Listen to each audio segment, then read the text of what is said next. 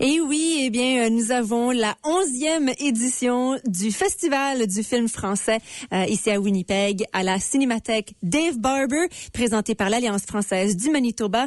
C'est du 27 au 29 mars, donc le vendredi au dimanche. On a eu la chance de parler des films du vendredi et la majorité de samedi déjà. Mais on va continuer parce qu'on a 8 films en total à explorer avec l'équipe de l'Alliance française. Et donc, c'est avec plaisir que j'accueille le directeur Nicolas Michelin. Bonjour, Nicolas. Bonjour, Caroline. Bonjour aux auditeurs. Ouais, donc, c'est ça, on est rendu à notre notre 4e film là, qu'on va... Cinquième. Oui, notre cinquième qu'on va discuter. C'est ça. Et puis, c'est le dernier de samedi soir, parce qu'il y a 3 films le samedi.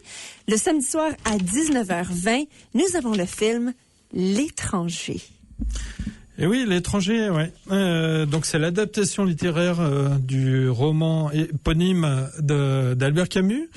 Donc, on va aller en Algérie et ça se passe dans les années 30. C'est un film de François Ozon, c'est très esthétique. Mm-hmm. Tout le film est en noir et blanc. J'ai vu. Et puis, voilà, c'est vraiment François Ozon, l'un des grands noms du cinéma français contemporain. C'est donc adapté du roman culte d'Albert Camus. Et puis, c'est le film qui suit donc le personnage Meursault, un homme dont la vie bascule après, c'est vrai, le décès de sa maman, et puis aussi un autre décès qui survient de manière dramatique sur une plage d'Alger. Donc c'est un personnage assez complexe, avec plein de froideur, d'indifférence, ce qui fait que L'étranger explore des thèmes assez universels comme l'indifférence, la justice, on le verra, et puis la condition humaine. En gros, on meurt, entre-temps on vit, mais pour qui, pourquoi? C'est des questions que le Meursault essaye d'élucider. Ouais. Avec une mise en scène à la fois puissante et puis contemplative. Puis ce film-là, cette histoire, c'est on a tous étudié ce livre-là à l'école, hein, parce qu'on se pose des grandes questions quand même aussi. Et puis, est-ce qu'on pourrait dire, parce que j'imagine vous avez tous regardé les films que vous présentez au festival. Ouais. Ce film-là, selon toi, est-ce qu'elle fait bien justice à l'œuvre littéraire? Oui, même si le début du film, dans l'œuvre littéraire, on parle plutôt du décès de sa maman. Bon, là, c'est plutôt occulté pour un autre événement où on va voir que le Meursault est confronté à un procès au tribunal. D'accord. Donc c'est une petite liberté qu'a pris le réalisateur, mais qui est aussi très intéressante. Ouais, belle performance de Benjamin Voisin dans le rôle de Meursault. Et puis vraiment, ouais, c'est un aspect mystérieux, très détaché aussi un peu. Est-ce qu'on pourrait quand même recommander comme n'importe qui pour aller voir ce film-là? Est-ce que tous les âges pourraient quand même apprécier ce film? Oui, c'est un film considéré tout public. Alors après, il y a toujours peut-être une ou deux petites scènes de violence. Il faut en être informé. Mais voilà, considéré tout de même comme tout public. Donc voilà, ça montre aussi de très belles images de l'Algérie des années 30. Oui, c'est ça. En tout cas, elle est représentée, ouais. Excellent. Celle des années 30, ouais. Et là, lorsqu'on reste dans l'Algérie ou dans le thème de l'Algérie, on a aussi le dimanche, en après-midi, à 14h30, le film Fanon, qui touche un peu encore cette thématique-là. Ouais, c'est un peu une thématique coup de poing qu'on a voulu cette année au Festival du film français, aborder des sujets qui dérangent parfois un peu, qui sont forts. Là, c'est un peu le thème de la colonisation dans Fanon. Donc c'est un biopic cette fois. Donc l'histoire d'un psychiatre antillais martiniquais qui a envoyé dans un hôpital en Algérie dans les années 50, à la fin des années de colonisation de l'Algérie par la France. Et là, c'est l'histoire de Fanon, donc qui se retrouve confronté. Il est plein d'humanité, plein d'empathie, vraiment philanthrope envers ce qu'on appelait à l'époque les indigènes, les Algériens.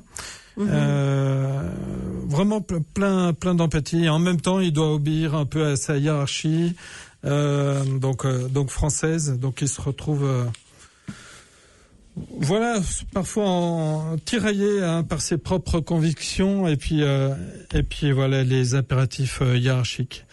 D'accord. Donc voilà, c'est un film entre engagement et humanité qui nous plonge au cœur des combats de cet homme vraiment remarquable. Ouais. Sa pratique médicale qui a été reconnue et puis son implication dans la lutte pour la liberté pour les Algériens. Ouais. Donc c'est un peu ces deux films qui nous poussent un peu à réfléchir, à un redécouvrir. peu plus sérieux là aussi, ouais. Donc plus un drame que comédie là, on s'entend que ça touche des sujets quand même assez sérieux, un peu lourds aussi. Ouais, exactement, ouais. C'est un cinéma aussi engagé et on prend le pari de le montrer. Ça nous permet aussi de redécouvrir un peu une histoire qui n'était pas si lointaine. Ouais. Et puis voilà, tout simplement, les performances d'acteurs sont vraiment remarquables. Ouais, le style visuel aussi, est-ce qu'on a un style un peu cinématique, cinéma, comment dire... Est-ce que c'est vraiment plus, ça suit très bien les personnages, ou est-ce qu'on a aussi un peu l'aperçu du paysage? Ouais, davantage dans Fanon, j'allais dire. Alors là, c'est en couleur dans Fanon, mais c'est vrai qu'on voit aussi de superbes paysages d'Algérie, mais en réalité, les deux films ont été tournés en Tunisie. Mais voilà, on retrouve...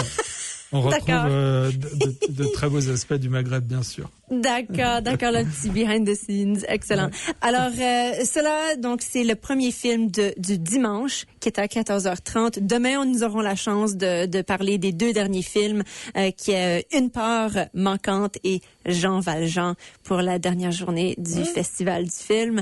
La 11e édition quand même, et puis la sélection de films, je veux dire, il y a une énorme sélection de films français qu'on peut choisir et je pense que vous avez quand même une belle variété jusqu'à maintenant de films pour les plus jeunes, pour la comédie, pour une histoire romantique et aussi des histoires un peu plus sérieuses. Ouais, c'est vrai, on essaie de varier les genres. C'est pas toujours simple d'affiner la sélection. Il y a environ 300 films français qui sont diffusés dans les salles chaque année. Donc oui, c'est au travers un peu des retours de la critique, retours des spectateurs, et puis aussi les films, ceux qui sont présentés dans les grands festivals internationaux. Ça nous aide beaucoup à affiner la sélection.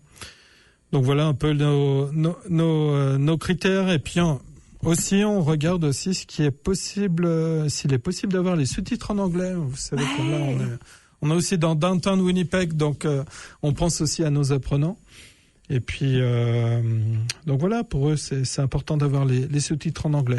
Et ce n'est pas tous les films français qui en proposent. D'accord. Parfois, les traductions sont trop complexes, il y a trop d'interculturel. Ouais. Mais en général, oui, on trouve quand même tout de même les sous-titres en anglais. Mais ça tombe bien pour ceux qui veulent s'intéresser justement et voir des films en français, mais qui n'ont pas encore la langue complètement apprise. Parce que c'est une belle façon d'apprendre une langue aussi. C'est en écoutant la musique ou en regardant des films. Ouais.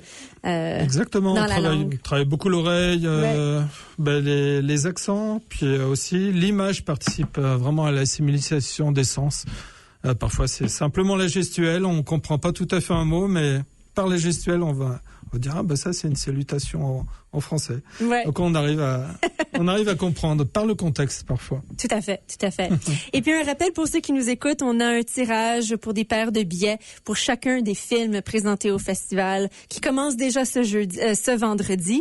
Alors pour ce faire, vous n'avez qu'à nous texter au 431-999-3691 ou aller sur nos pages soit Facebook ou Instagram où nous avons des posts qui partagent les films présentés où vous pouvez laisser un commentaire et tenter votre chance aussi de gagner une paire de billets pour le film de votre choix. Alors, encore une fois, en direct, c'est le 431-999-3691. Nicolas Michelin, merci beaucoup. Merci Caroline. Toujours un plaisir. Merci beaucoup. Toujours un plaisir.